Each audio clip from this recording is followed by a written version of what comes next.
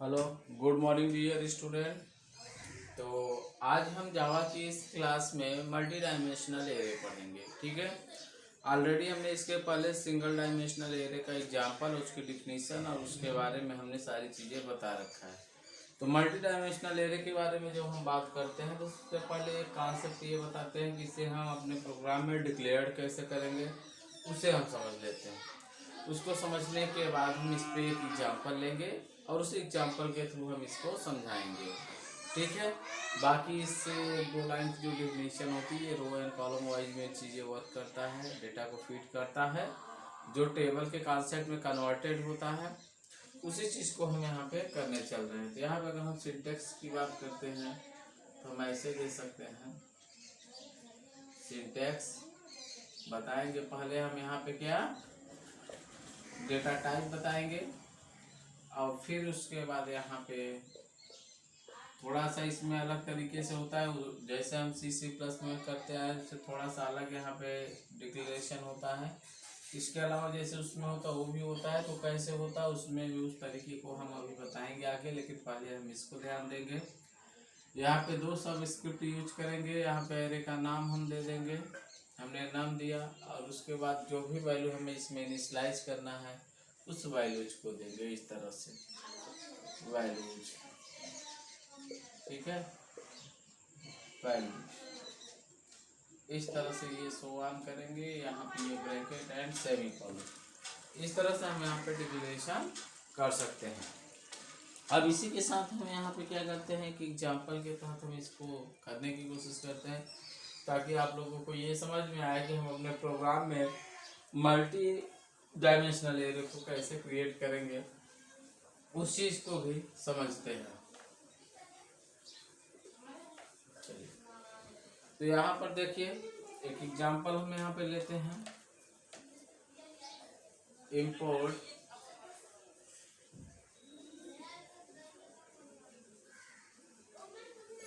java.io.star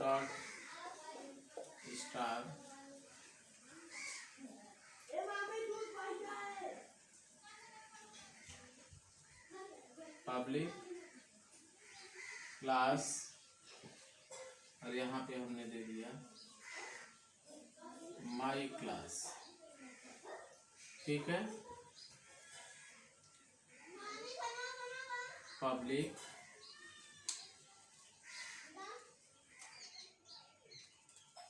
static void main, then after declare the string array symbol args। ठीक है, इस तरह से हम इसे प्रोग्राम में डिक्लेयर करना शुरू करेंगे। ठीक है, तो ये हमारा क्या हुआ, यहाँ पे मल्टी डिक्लेरेशन के लिए हमने माई क्लास डिक्लेयर किया, मेन फंक्शन डिक्लेयर किया। अब मेन में ही हम यहाँ पे नॉर्मली जैसे डेटा टाइप डिक्लेयर करते हैं उसी तरह देंगे। हमने यहाँ पे INT लिया और यहाँ पे दो स्कोप को क्रिएट करते हैं। वेरिएबल नेम हमने यहाँ पे ले लिया, क्या ले लिया, नेम नहीं नंबर लेना है, क्योंकि हमने यहाँ पे इंटीजर टाइप का दिया है। यहाँ पे नाम दिया, जैसे अभी तक हमने यहाँ पे इनिशियलाइजेशन वैल्यू को डायरेक्ट करते आए हैं मल्टी डायमेंशनल में C++ में, उसी तरह से हम इसमें भी वैल्यू को क्या करेंगे, इनिशियलाइज करेंगे। 1 2 3, हमने यहाँ 3 अब 3 के लिए दिया है, तो उसी के अकॉर्डिंग ये करेंगे हम 4 5 6 एंड 7 8 9, ये हमने यहाँ पे वैल्यू इनिशियलाइज कर दिया। अब जो वैल्यू हमने इनिशियलाइज किया है इसी वैल्यू को हमें यहाँ प्रिंट करना है। तो प्रिंट कराना है, तो ये वैल्यू प्रिंट अगर हमें कराना है तो इसके लिए हमें यहाँ पे लूप का यूज करना पड़ेगा। तो लूप का जब हम यहाँ पे यूज करेंगे तो हम यहाँ लेते हैं for INT of I is equal to 0, और यहाँ पे क्या करेंगे, I is less than number, ठीक, नम डॉट लेंथ, कहाँ तक चले, जहाँ तक नंबर की लेंथ हो वहाँ तक ये लूप चले, और आई को ये क्या करे, इंक्रीमेंट करे। हम यहाँ पे इस इंक्रीमेंट के साथ साथ हम यहाँ पे प्री इंक्रीमेंट का यूज करेंगे। किसका यूज करेंगे हम यहाँ पे? प्री इंक्रीमेंट का यूज करेंगे, क्योंकि लेंथ फंक्शन का हमने यूज किया। अब इसी के साथ यहाँ पे हमने फॉर एक और यूज किया कॉलम के लिए, जो हमने लिया जे, और यहाँ हमने दे दिया जे इज लेस देन, नंबर हमारा एरे में है तो single of I dot length, हमने ऐसा कर दिया, ठीक है। और यहाँ पे प्लस ऑफ प्लस जे दे दिया, ठीक। और सीधे इसमें हमने किया क्या, इसको प्रिंट करा देते हैं। System dot out dot println नहीं दे रहे हैं, एलन हम बाद में दे देंगे। यहाँ पे वैल्यू को प्रिंट कराना है, तो अब हमें यहाँ पे प्रिंट कराना है तो क्या देंगे, यहाँ पे सिर्फ नंबर के साथ एरे को डिफाइन करते हैं। अब यहाँ पे देखिए एरे को जैसे आप C++ में करते आए हैं उसी तरह से यहाँ पर भी देंगे। ये हमने दे दिया। ये देने के बाद जो इनर यानी रो वाला जो हमारा लूप है इसे हम क्लोज करेंगे। After closing the inner loop then define the new line statement and system dot out dot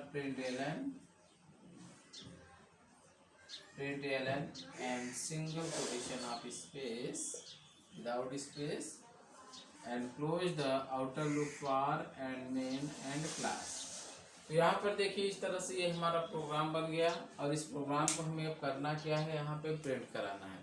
तो प्रिंट कराने के लिए जो हमने सिचुएशन कंडीशन जितने भी टर्म ऑफ कंडीशन बता रखे हैं वही तरीके से इनको हम यहाँ पे प्रिंट कराएंगे। और अगर उन्हें प्रिंट कराना है तो ये देखिए आउटपुट क्या आएगा उस चीज़ को हम यहाँ दिखा दे रहे हैं। प्रोसीजर यहाँ पे बता दे रहे हैं, क्योंकि ऑलरेडी पहले भी हमने लूप के प्रोसीजर को बता रखा है कि लूप हमारा कैसे यहाँ इनिशियलाइज करेगा वैल्यू, कैसे कंडीशन चेक करेगा, फिर इनर पार्ट में आएगा, फिर ये सारे प्रोसीजर को फॉलो करेगा, उसके बाद इंक्रीमेंट करेगा, यानी कि मल्टी टाइम ये अपने आप को क्या करेगा, रिपीट करता रहेगा। अब आउटपुट की बारी है तो आउटपुट हम दिखा देते हैं। तो यहाँ पे आउटपुट देखिए क्या देगा, तो सबसे पहले ये दे देगा हमें आउटपुट, जो देगा हम उसकी बात कर रहे हैं। आउटपुट हमें ये दे देगा 1 2 3 4 5 6 7 8 9, ये हो गया, दिया। चलिए, इतना होने के बाद अब हम यहाँ पे एक कॉन्सेप्ट को और बताते हैं जो आप लोगों को समझ में आ जाना चाहिए कि किस तरह से ये हम यहाँ पे वर्क कर रहे हैं, ठीक है। और उससे पहले हमें एक चीज़ और समझनी है मल्टी डायमेंशनल एरे में, कि किस तरह से हम मल्टीपल और भी फंक्शन प्रोग्राम या वैल्यू को यहाँ पर हम दे सकते हैं, ठीक है। तो यहाँ पे हम दे सकते हैं, जैसे मान लीजिए इसकी कॉन्सेप्ट को और समझते हैं, हम इसे अरेंज करते हैं, फिर बताते हैं कि कैसे हम एग्जैक्ट वैल्यू को प्रिंट कराएंगे।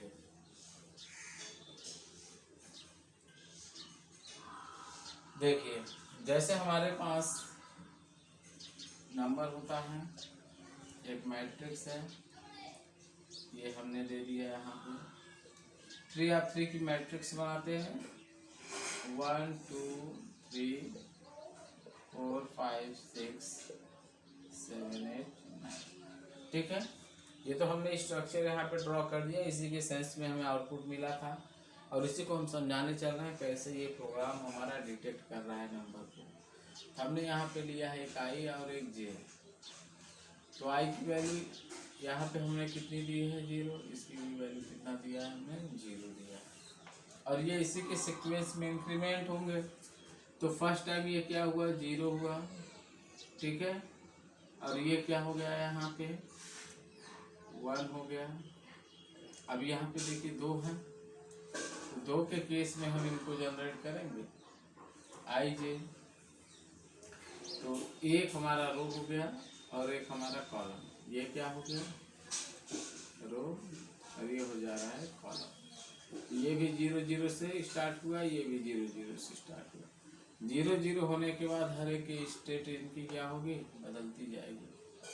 कैसे ये वैल्यू को कंबाइन करेंगे, 0 इसको भी लीजिए एक ही मानते हैं, सॉरी एक ये 0 एक ये 0, i इज इक्वल टू 0 और j इज इक्वल टू 0। ठीक है, अब यहाँ पे हमें ये समझना है कि कैसे ये वैल्यू को यहाँ पे क्या करते हैं, क्रिएट कर रहा है। तो फर्स्ट टाइम 0 हुआ, फिर 1 हुआ और फिर 2 हुआ। यही सेम प्रोसीजर इसके लिए भी। इसी की सीक्वेंस में वैल्यू क्या होगी, हमारी इंक्रीमेंट होगी। आगे अगर हम रो और कॉलम बढ़ाते हैं तो ये बढ़ते जाएंगे, ये भी बढ़ते जाएंगे। तो यहाँ पर देखिए, इस वैल्यू को फेच करने के लिए इंडेक्सिंग क्या बनेगी इन दोनों के कॉम्बिनेशन में। तो ये दोनों जब मिलेंगे फर्स्ट टाइम तो ये क्या बना, 0 0 इंडेक्स बना।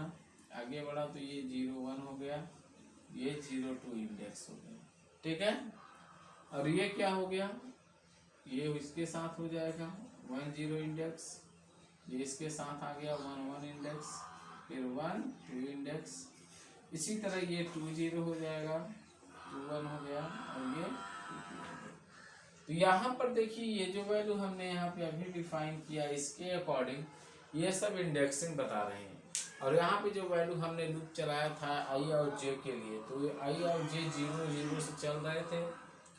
अब 1 बाय 1 करके ये सारी इंडेक्सिंग आप वैल्यू को क्या करेंगे, रिकवर कर रहे हैं। और रिकवर करने के बाद यही पूरी वैल्यू को ये क्या करेंगे, प्रिंट करेंगे। अभी तो हमने इस मैट्रिक्स को प्रिंट कराया, अब हम चाहते हैं कि इस मैट्रिक्स में जितने भी नंबर हैं उन सारे नंबर्स का एडिशन हमें चाहिए। क्या चाहिए, एडिशन। तो एडिशन करके देखते हैं कितना आता है, फिर हम उस पर प्रोग्राम बनाते हैं। देखिए, ऐड करिए, 3 3 6 6 4 10 10 5 15 15 6 21 21 7 28 28 8 36 36 9 45 और 45 हो गया। टोटल कितना मिला हमें इस मैट्रिक्स से, 45। इस सम को हमें यहाँ पे ऑब्टेन करना हो तो हम कैसे ऑब्टेन करेंगे, तो हम इसी प्रोग्राम में इसको मर्ज करके इस चीज़ को क्रिएट करके दिखाते हैं। आप लोग समझने की आप प्रयास करिए। इतना देने के बाद हमने यहाँ पे ले लिया INT, एक यहाँ पे मैट्रिक्स लेते हैं, या चलिए मैट्रिक्स ले लेते हैं। ये मैट्रिक्स हो गया और इसके अंदर हमने ये नंबर्स दे दिए, सेम इट इज वही नंबर रहेंगे, कुछ भी चेंजेस हमने नहीं किया है। चीज़ें आपको समझ में आनी चाहिए। इतना देने के बाद हमने यहाँ पे किया, एक INT करके हमने सम वेरिएबल ले लिया। क्या ले लिया हमने, सम ले लिया, और सम इज इक्वल टू हमने 0 डिफाइन कर दिया ताकि कोई गार्बेज कलेक्शन ना ले। अब आगे बढ़ते हैं, यहाँ पे लूप को डिफाइन करते हैं। हमने यहाँ दिया for INT of i is equal to 0 and i is less then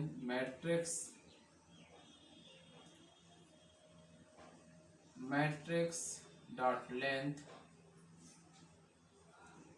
okay, and plus of i।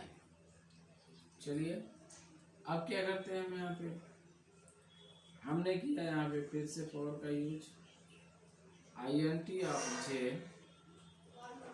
Is equal to 0। अब यहाँ हमने दे दिया मैट्रिक्स ऑफ i टाइम के लिए साथ ही में चलेगा ये, इसलिए हमने यहाँ पे दे दिया and plus of plus j।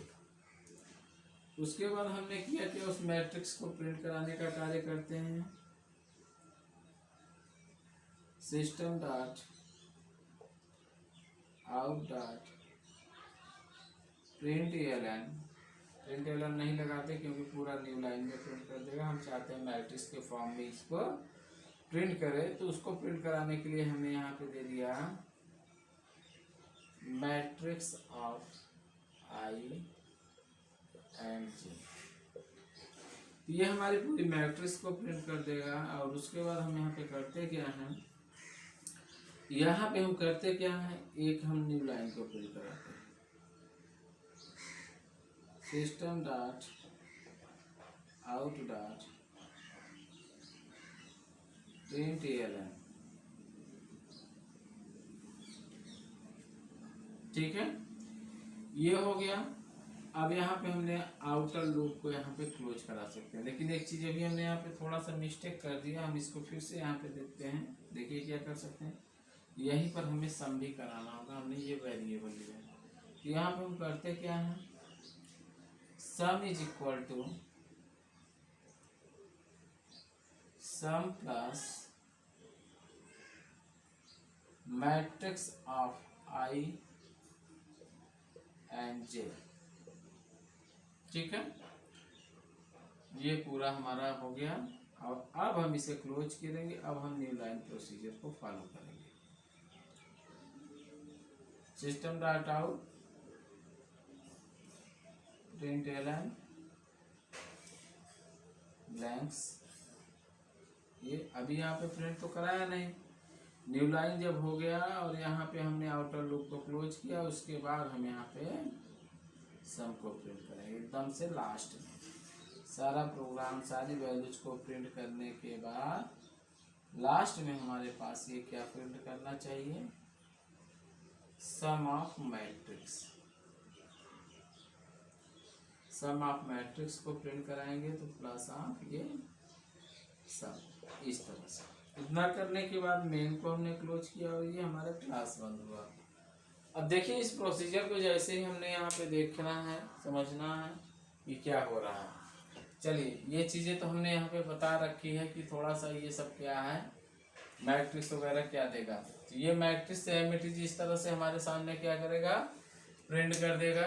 जो भी यहाँ पे नंबर हैं इसके हमने यहाँ पे इनिशियलाइज कर रखा है। ये देखिए ये सारे नंबर्स हैं और ये लूप चल रहे हैं। लूप इन वैल्यूज को फेच कर रहे हैं। फेच करने के बाद ये इसके अकॉर्डिंग प्रिंट कर देंगे। प्रिंट करने के बाद एक नंबर को हर बार ये क्या करेंगे, सम के साथ ऐड करते जाएंगे। ऐड करने के साथ ही ये पूरे इस स्टेटमेंट को प्रिंट कर दिए, पूरी मैट्रिक्स हमारे सामने। और जब पूरा ये मैट्रिक्स प्रिंट करने के बाद ये दोनों लूप अपना काम कर चुकेंगे और टर्मिनेट कर जाएंगे, तब होगा क्या, यहाँ पे लास्ट में यहाँ पे system dot out dot println हमने लगाया, जो कि इस मैसेज के साथ sum of matrix, sum of matrix को जो भी एडिशन आएगा उसको इस तरह से क्या करेगा, प्रिंट कर देगा। ठीक है, तो इस तरह से हम मल्टी डायमेंशनल या 2 डायमेंशनल एरे का हम अपने प्रोग्राम में उपयोग करेंगे। अब यहाँ पे एक चीज़ और है, जैसे कि मान लीजिए मल्टी डायमेंशनल एरे भी तो हमने यहाँ पे वैल्यू फिक्स किया। अब हमें वही नंबर रन टाइम में इनपुट करना है और रन टाइम से प्रिंट कराना है। ये तो हमने फिक्स कर दिया, जितनी बार रन कराएंगे यही वैल्यू हमें देंगे।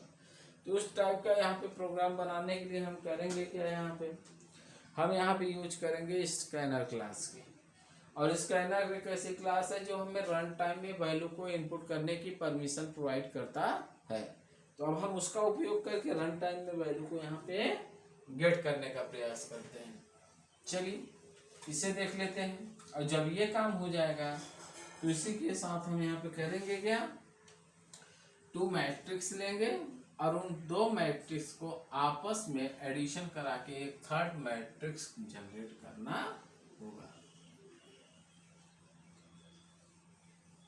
चलिए एक बड़ा सा थोड़ा सा प्रोग्राम होगा, केयरफुली ध्यान देते हैं यहाँ पे। अब हमने यहाँ पे किया क्या, user defined number in 2D array. तो यहाँ पे हमने लिया क्या, इंपोर्ट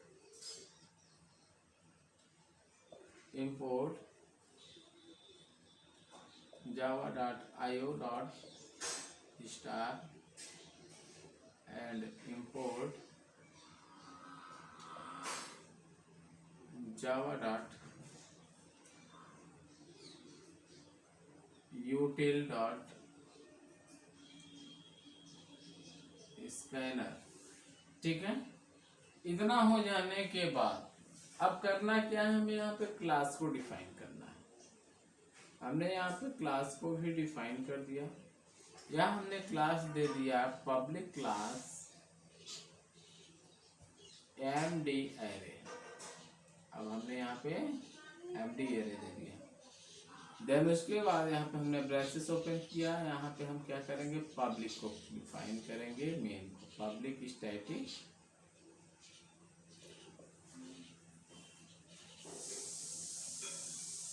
void main एंड यहाँ पे हमने दिया स्ट्रिंग, ये एरे RGS।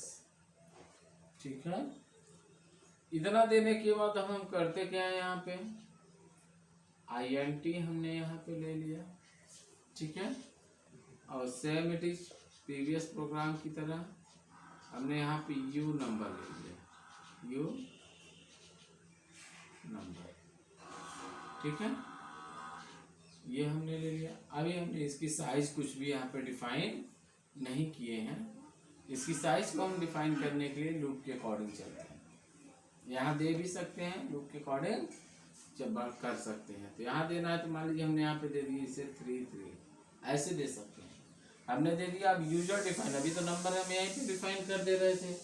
अब हम चाहते हैं कि जब हम प्रोग्राम को रन कराएं तो रन स्क्रीन पर, आउटपुट स्क्रीन पर ये हमसे नंबर मांगे और हम वहाँ पे नंबर इनपुट करें, और ताकि जब इसको रन कराएं तो वही नंबर को ये प्रिंट कर दे। तो हम करते क्या है, यहाँ पे हमने यहाँ पे एक लूप लिया, INT ऑफ R हमने ले लिया, R फॉर रो, और इसको हम चला रहे हैं यहाँ पे R is less than 3। Okay, और R प्लस प्लस हम पोस्ट इंक्रीमेंट भी कर सकते हैं, कोई प्रॉब्लम नहीं है।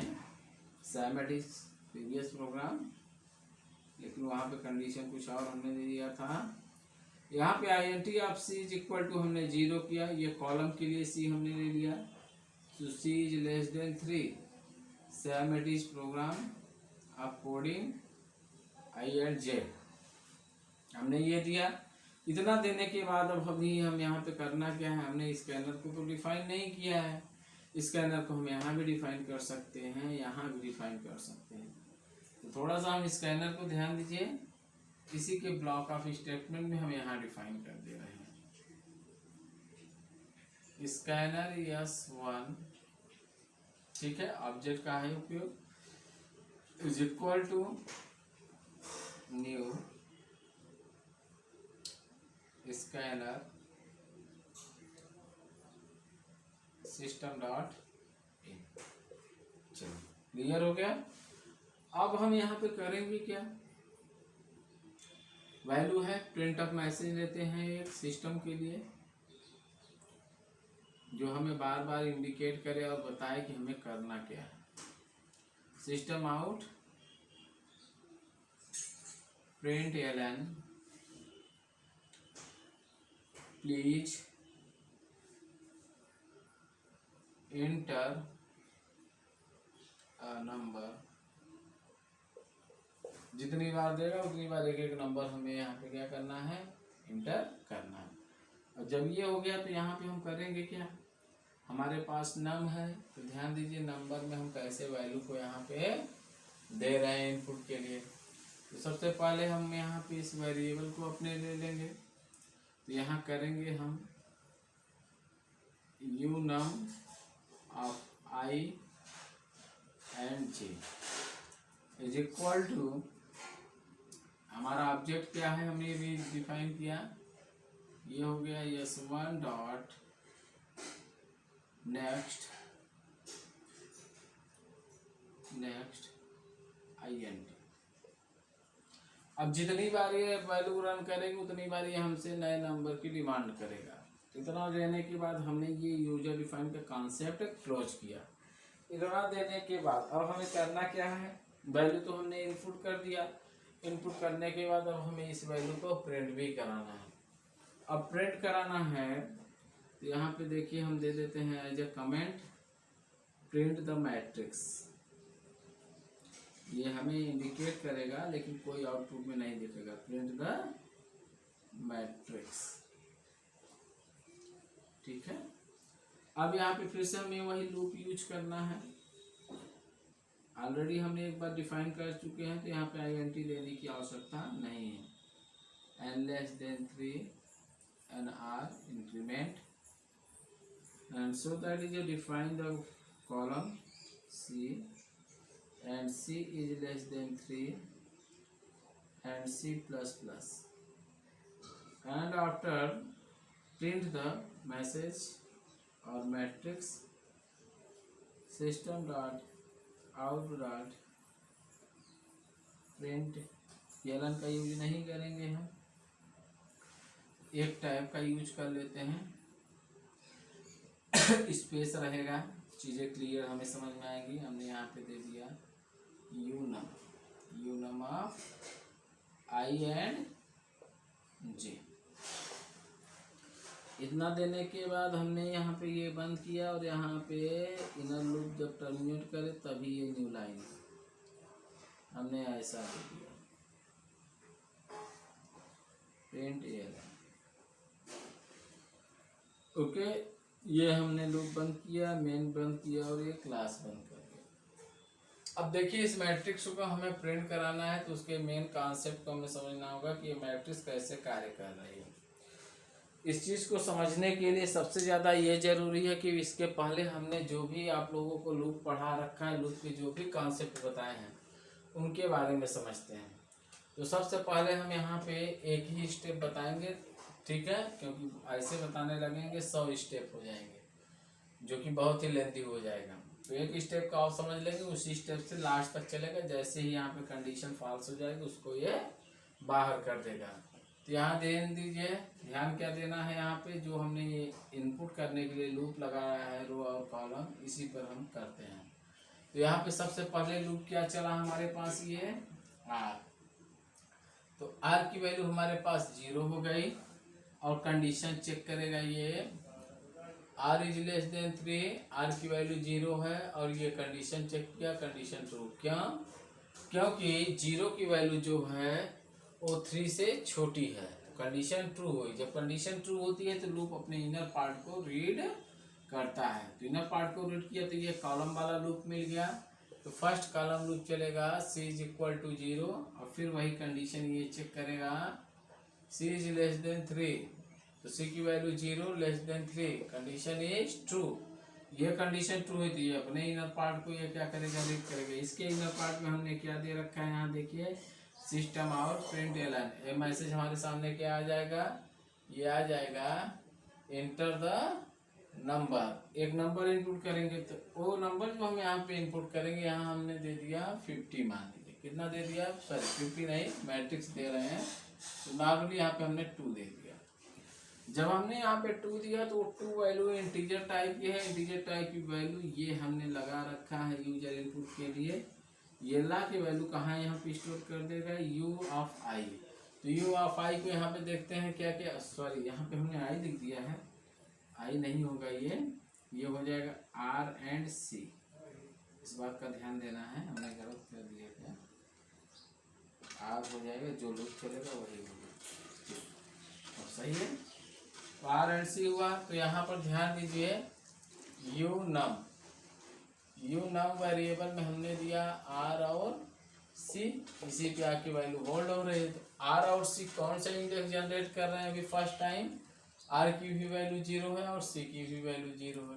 तो यहाँ पे इंडेक्स क्या बना हमारे सामने, नम ऑफ r 0 एंड c 0। तो ये क्या हो गया, 2 हो गया, ठीक। एक वैल्यू को गेट किया, अब तुरंत उसके बाद यहाँ पे क्या करेगा, c की वैल्यू इंक्रीमेंट करेगा।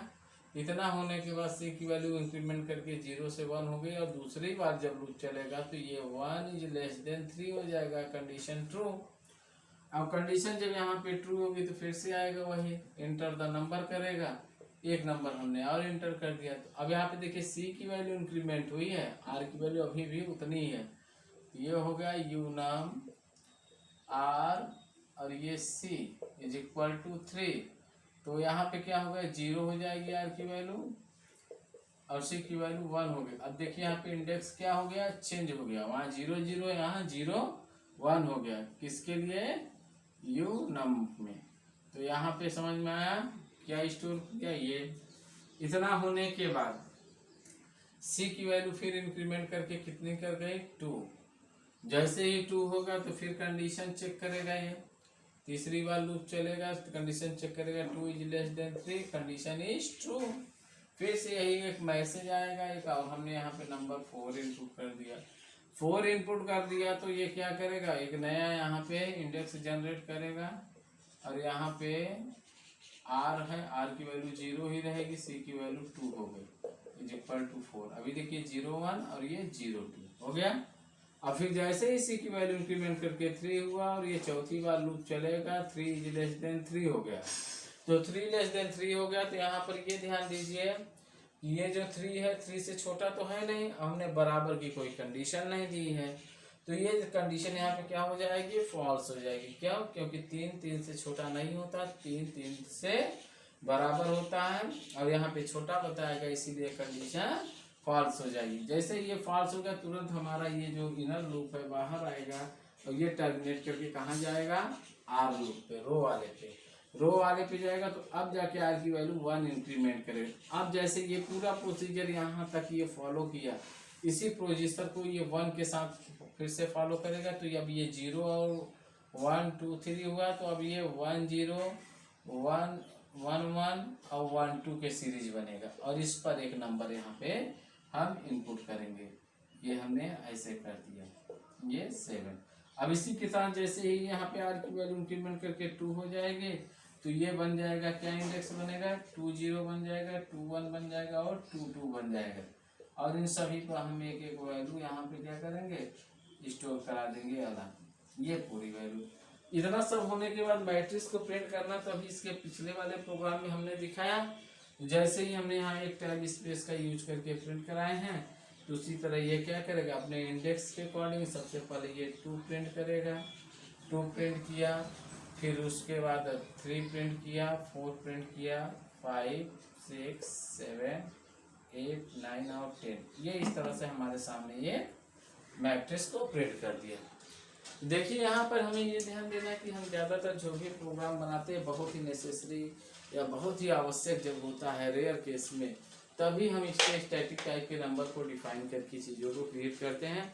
अदरवाइज आज के समय में जितने भी सॉफ्टवेयर, जितने भी प्रोग्राम बन रहे हैं, वो सभी जो है डायनामिक टाइप के बन रहे हैं। मतलब डायनामिक मतलब कि यूजर के अकॉर्डिंग, यूजर जब चाहे तब वैल्यू को चेंज कर सके, कांस्टेंट चीज़ें ना रहें, उसे चेंज करके अपना एडिटिंग कर सके, चेंजेस कर सके, मल्टीपल रिजल्ट को ऑब्टेन कर सके। तो इस तरह का जब हमें प्रोग्राम बनाना होगा, तो हमें इस तरह के प्रोसीजर को फॉलो करना होगा। ठीक है, तो मल्टी डायमेंशनल एरे हम यहीं पे समाप्त करते हैं। इसके अलावा और भी तरह से प्रोग्राम है मल्टी डायमेंशनल में, जो आप लोग बनाने की कोशिश करेंगे। Okay bye, thank you.